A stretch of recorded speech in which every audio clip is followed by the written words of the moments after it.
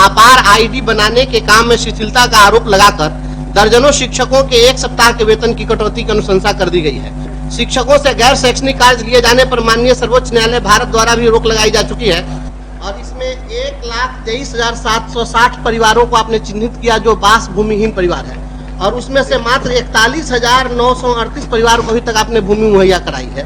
तो इस प्रकार से तो 1/3 अभी तक आपने किया है और 1 दशक से अधिक बीत गया, तो शेष को करने में कितना समय लगेगा? नमस्कार, आप देखना शुरू कर चुके हैं लाइव सिटीज को। मेरा अभिषेक है। शिक्षकों पर हुई कार्रवाई को लेकर बंशीधर बृजवासी ने शिक्षा मंत्री के सामने ही पोल खोल दिया है। साफ साफ कहा है, सुप्रीम कोर्ट का हवाला दिया है और साफ साफ कहा है शिक्षकों के वेतन कटौती करने वाले दोषी अधिकारियों पर एक्शन होना चाहिए। इतना ही नहीं, बागमती परियोजना, जिस तरीके से जो बागमती परियोजना के अंतर्गत जो भूमिहीन है उनको भूमि देने की बात कही गई थी, बंदोबस्ती पर्चा देने की बात कही गई थी, तो 1/3 ही हुआ है। ऐसे में उन्होंने मांग की है कि एक विशेष अभियान चलाकर सभी को भूमि दिया जाए और इसको लेकर बड़ी मांग की है। इसके जवाब में बिहार सरकार के भूमि सुधार एवं राजस्व मंत्री ने जवाब भी दिया है। क्या कुछ कहा है वो भी हम आपको सुनाएंगे और शिक्षकों के वेतन कटौती को लेकर भी भड़क गए हैं। कार्रवाई को लेकर भारी हंगामा हुआ है। किस तरीके से सदन में शिक्षा मंत्री के सामने ही बंशीधर बृजवासी बोल रहे थे, क्या कुछ उन्होंने कहा है, पहले आप बिहार विधान परिषद का वो वीडियो भी देखिए। पदाधिकारी स्थापना वैशाली के पत्रांक 304 दिनांक 31/1/2025 द्वारा बच्चों की अपार आईडी बनाने के काम में शिथिलता का आरोप लगाकर दर्जनों शिक्षकों के 1 सप्ताह के वेतन की कटौती की अनुशंसा कर दी गई है। वहीं दूसरी ओर BLO के कार्य में लापरवाही का आरोप लगाकर प्रखंड विकास पदाधिकारी और आई मुजफ्फरपुर के ज्ञापांक 374 दिनांक 22/2/25 द्वारा लगभग 2 दर्जन शिक्षकों का वेतन स्थगित कर दिया गया है। ज्ञात हो कि निदेशक प्रशासन सह अपर सचिव शिक्षा विभाग के ज्ञापांक 1937 दिनांक 18/9/24 द्वारा निर्देश दिया जा चुका है कि किसी भी कर्मी का वेतन अवरुद्ध नहीं किया जाए। कार्य में लापरवाही या शिथिलता की स्थिति में विभागीय कार्रवाई का प्रावधान है और अनधिकृत अनुपस्थिति की स्थिति में ही उक्त कार्य दिवस के वेतन कटौती का निर्देश है। इसके साथ ही शिक्षकों से गैर शैक्षणिक कार्य लिए जाने पर माननीय सर्वोच्च न्यायालय भारत द्वारा भी रोक लगाई जा चुकी है। अतः मैं शून्यकाल के माध्यम से शिक्षकों से अपार आईडी निर्माण और BLO जैसे गैर शैक्षणिक कार्य में शिक्षकों की प्रतिनियुक्ति पर प्रभावी रोक और मनमाने तरीके से विभागीय निर्देश के विपरीत शिक्षकों का वेतन रोकने के दोषी पदाधिकारियों के विरुद्ध कार्रवाई के संबंध में राज्य सरकार से एक स्पष्ट वक्तव्य की मांग करता हूँ। राजस्व विभाग जी से यह जानना चाहता हूँ कि जो जानकारी दी गई है, बागमती प्रोजेक्ट आपका 1 दशक से अधिक से चल रहा है और इसमें 1,23,760 परिवारों को आपने चिन्हित किया जो बास भूमिहीन परिवार है और उसमें से मात्र 41,938 परिवारों को अभी तक आपने भूमि मुहैया कराई है। तो इस प्रकार से तो 1/3 अभी तक आपने किया है और 1 दशक से अधिक बीत गया, तो शेष को करने में कितना समय लगेगा? इसको कब तक कर दीजिएगा? अभियान चला करके जल्द से जल्द करा दीजिए, जो बास भूमिहीन परिवार है उसको भूमि मिल जाए।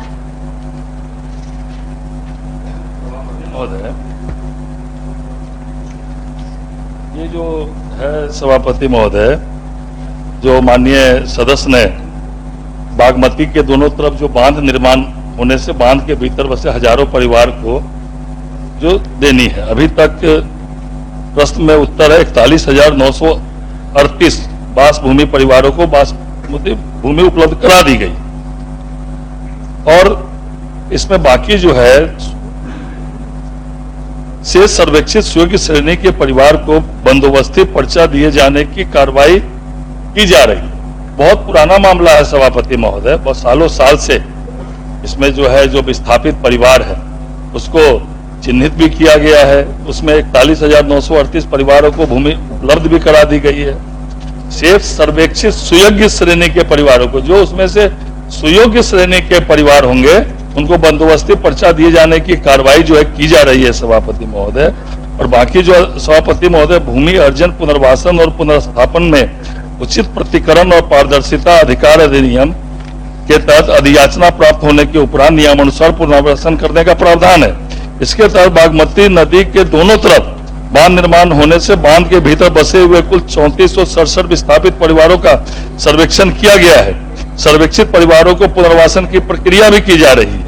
और बाकी जो बिहार रैयती भूत सतत लीज नीति 2014 के तहत भी पुनर्वासन की कार्रवाई की जा रही है, जिसके तहत कुल 2887 प्रभावित परिवारों को बसाने हेतु कार्यपालक अभियंता रूनी सैदपुर द्वारा अधियाचना समर्पित किया गया है, जिसे उक्त भूमि के तहत पुनर्वासन की कार्रवाई भी की जा रही है।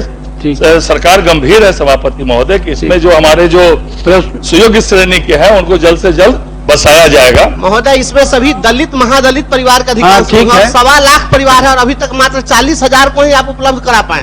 तो हम यह कहना चाह रहे हैं कि इसको जल्द से जल्द करा दीजिए। काल समाप्त हुए, जिन प्रश्नों के उत्तर प्राप्त हो गए हमने सदन की मेज पर रख देंगे। तो आपने देखा किस तरीके से बिहार विधान परिषद में भारी हंगामा हुआ है। शिक्षकों के वेतन कटौती को लेकर ये बंशीधर बृजवासी ने मोर्चा खोला है, शिक्षा मंत्री के सामने ही मोर्चा खोला है और कई अन्य बातों को लेकर भी उन्होंने मांग की है। औराई इलाके के जो है भूमिहीन लोग हैं उनको लिए मांग की है कि उन्हें बंदोबस्ती पर्चा दिया जाए, बासगीत पर्चा दिया जाए, ताकि उन्हें जो भूमि नहीं है उन्हें भूमि मिल सके, वो अपने आशियाना बना सके। ऐसी मांग की गई है और बड़ी डिमांड की गई है। इतना ही नहीं, जिस तरीके से आपार आईडी के को लेकर कार्रवाई हुई है, बिहार में कई जिलों के शिक्षकों पर एक्शन लिया गया है, उनका वेतन काट दिया गया है। ऐसे में दोषी अधिकारियों के खिलाफ उन्होंने खुला मोर्चा खोला है और साफ साफ कहा है एक्शन होना चाहिए, दोषी अधिकारियों पर एक्शन होना चाहिए।